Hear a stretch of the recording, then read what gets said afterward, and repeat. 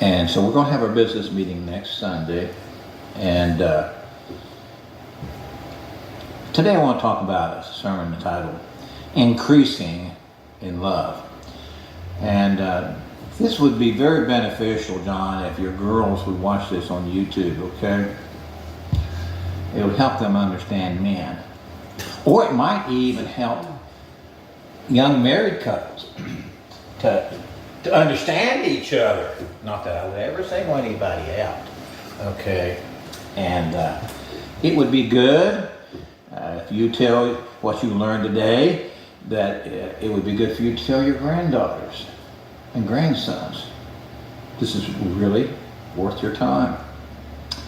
But in 1 Thessalonians chapter 3, verse 12, Paul writes, "And the Lord make you to increase and abound in love, one toward another, and toward all men, even as we do toward you."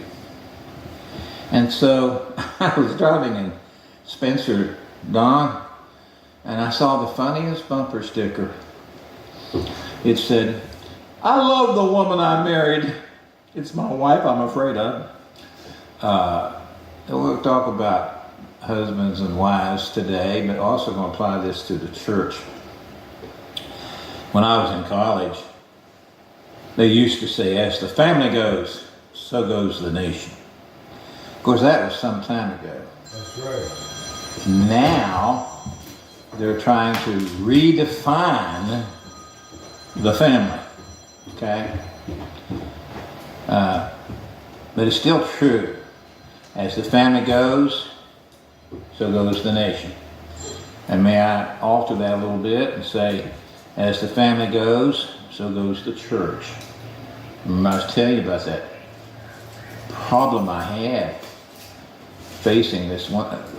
That church was a mess because the family was a mess. It was a family church.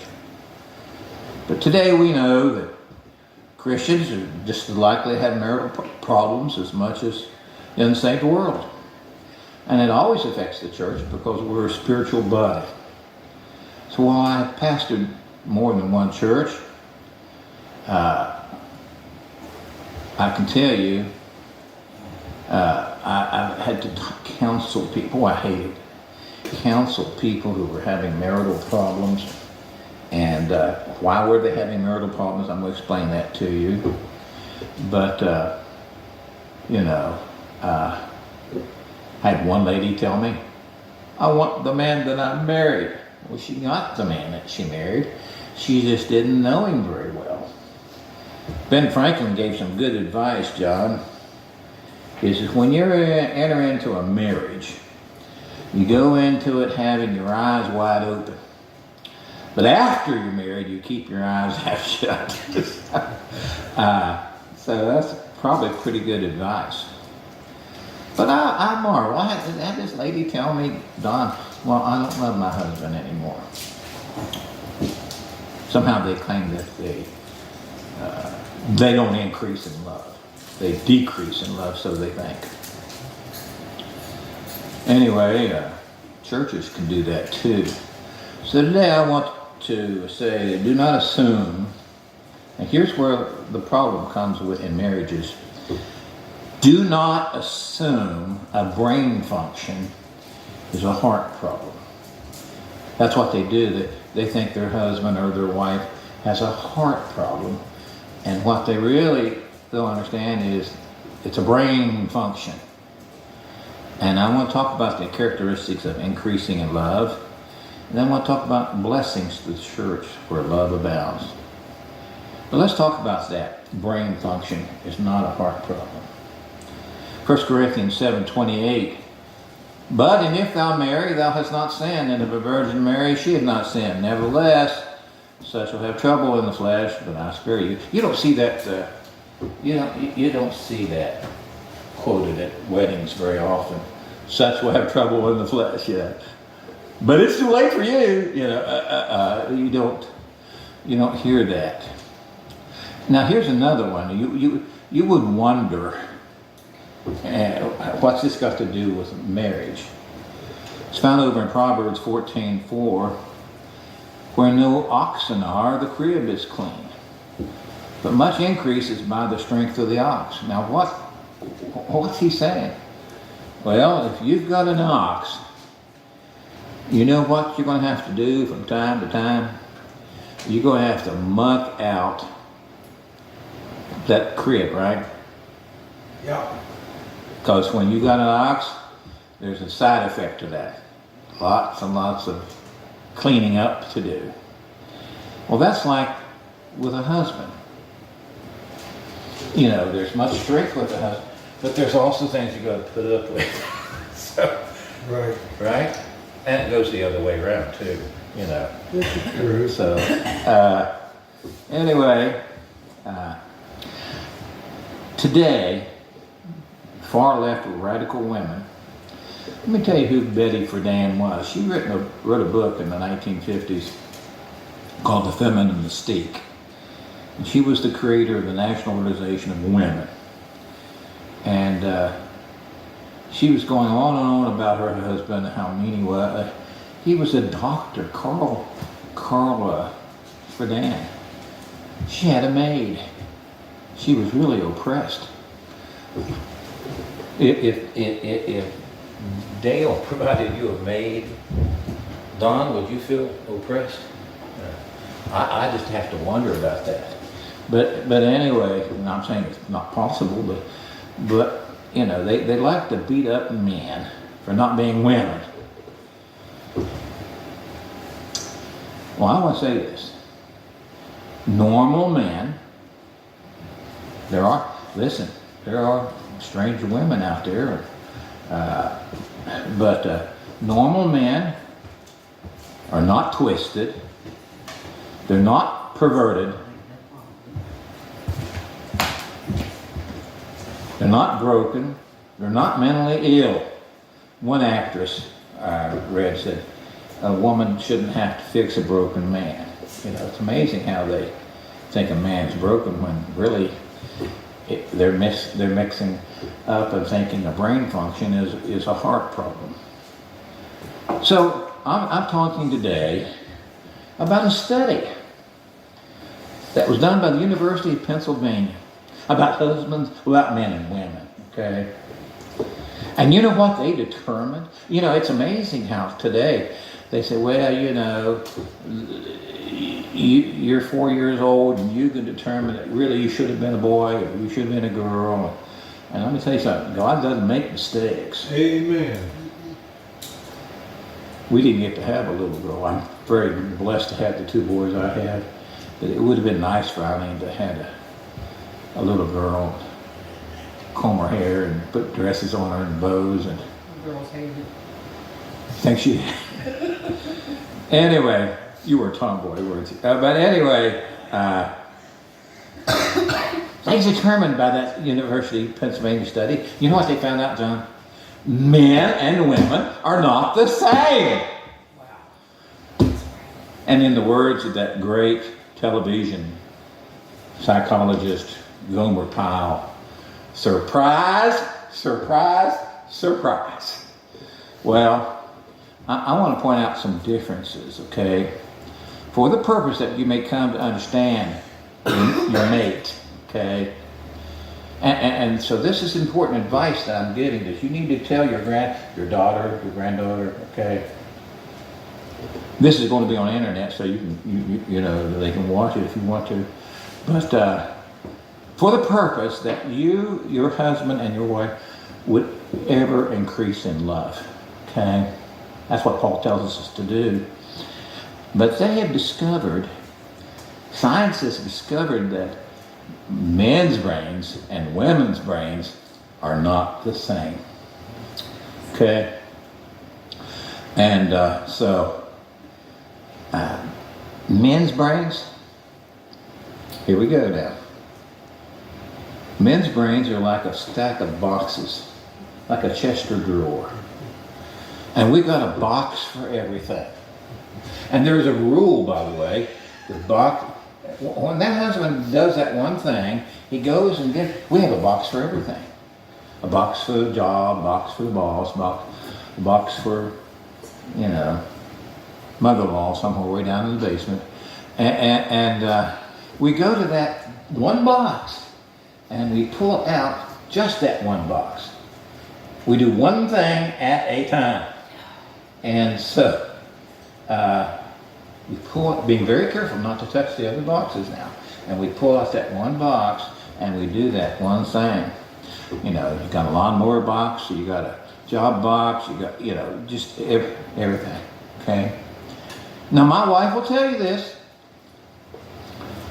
She said it to me more than once, John. When I eat, like she'll put a wonderful plate of meal, it'll be meat over here and maybe potatoes over here and corn here. I eat all the corn first. Then I eat all the potatoes next, and then all the meat last. I got my corn box out, okay. Then I go to the mashed potato box. I'm not greedy, but I like to have a $1,000 bill every time. Eileen's told me, well, I like to eat all three of them together so that it has flavor and so on. You do that, John? Yeah. A little bit? Okay. So, with all the boxes that we have, this will help you girls understand your husband. Our favorite box for the men is called the nothing box. Yes, girls, a man can stand and think about nothing and still breathe. I've seen it at school many times. You can always tell when a man has his brain in a nothing box. Hands in his pockets, got that 1,000-yard stare going on. You know. I was at school just waiting for the kids to come up, had to stand in the doorway. That was the rule, you know. And so I'm just standing there, and here come along this woman, you know, with one of those little sanguine personalities, all bubbly, you know. You just wanted to slap them. Anyway, oh, smile, you know. You're always in a bad mood. I wasn't in a bad mood. I had brain in the nothing box. Just waiting for the kids to come up, okay? So, anyway, you know what I did, John? I finally got me a great big poster of a bald eagle, looking like this. Then in the bottom of it was just, I am smiling. So, anyway, yeah, that's a man like this, you know. And the woman walks up there and says, "What you thinking about?" "Nothing." "Well, you can't be thinking about nothing." "Yeah, men can think about nothing." Now, you think that's not true, but it's true, okay? But if a man has a chance, he'll go to his nothing box every time, okay? That's why men can sit on a couch with a TV remote just flipping channels. And she says, "You can't be watching anything." And he goes, "I'm not. Go away." You know? So anyway, I was explaining this to a college class at Ripley when I was teaching at Washington University, Parkersburg. And this one lady, it was like an epiphany, John. She goes, "It all makes sense now." Anyway, but that's how we handle stress. Men handle stress by going to their nothing box, and they don't want to think about anything. They just want to be left alone. But the woman sees he's stressed, and so she goes, "Talk to me." But he doesn't want to talk to you, okay? So the best thing you can do is to just leave him alone. Amen.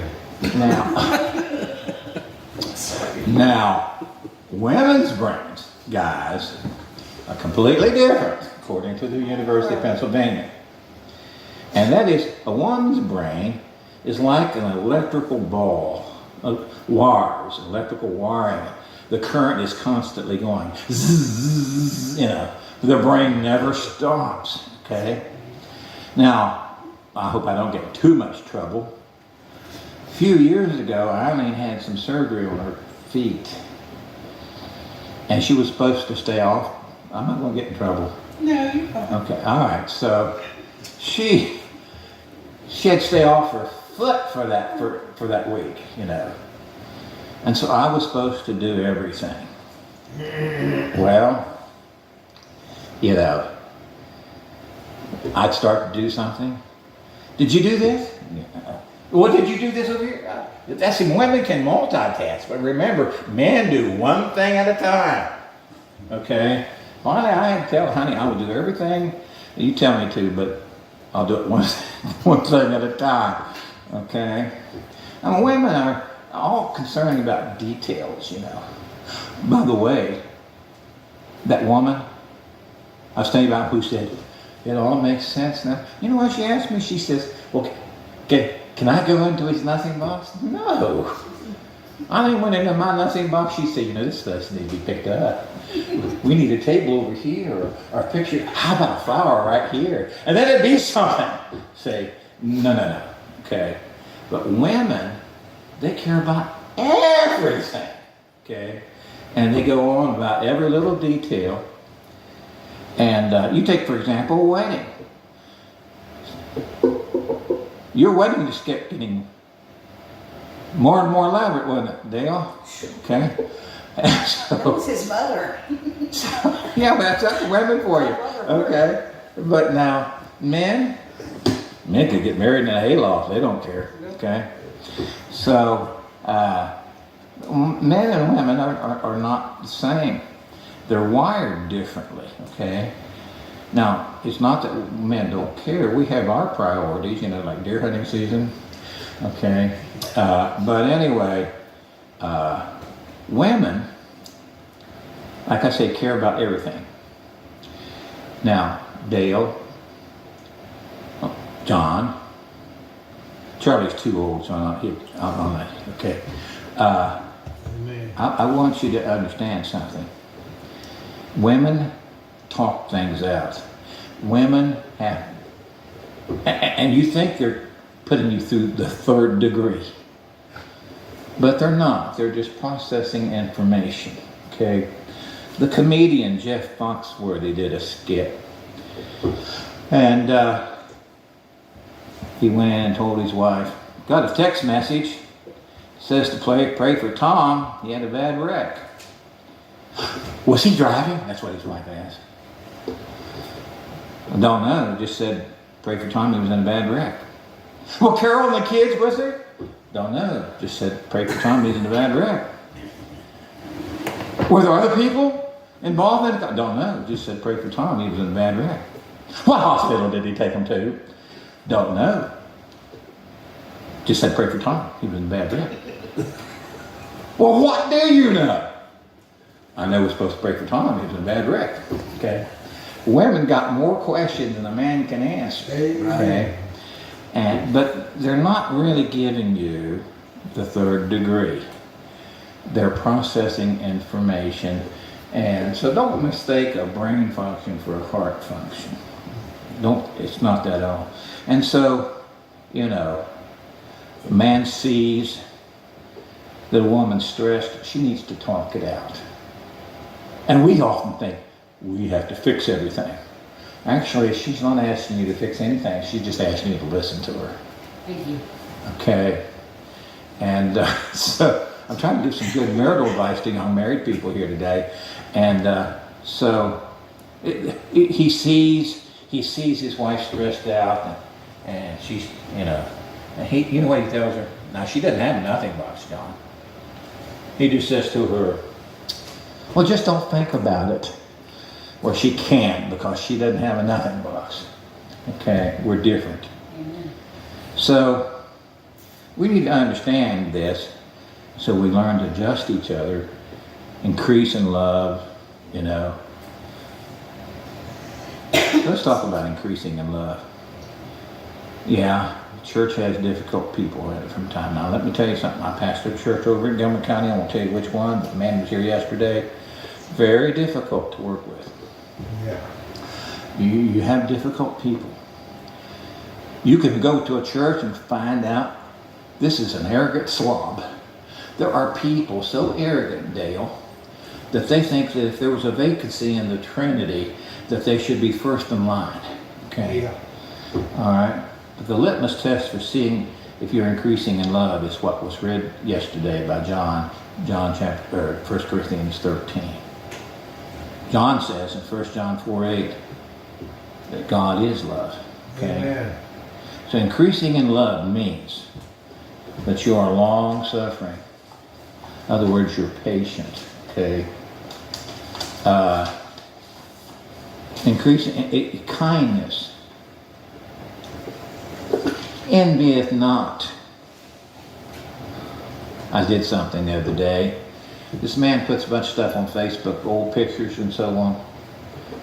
So I sent him a text message, and something on Facebook. I said, I'd appreciate it if you don't put my pictures on the Facebook. Amen. He goes, I'm sorry if I offended you. I'm not offended at all. I just like for everybody else to get recognition. I don't need the recognition. Amen. Vaunteth not itself. In other words, no boasting. Not puffed up. In other words, they're not proud. A church of love is like this. Does not behave itself unseemly or unbecoming. I've seen some unbecoming things occur in churches. In fact, that fellow I was telling you about, I was talking to him, he goes, well, this is the last time it's going to be peaceful. And he saw to it that was, not easily provoked. Thinketh no evil. There was a time, Don, when I would just go see churches just to see what they looked like. I was in a church in Ripley.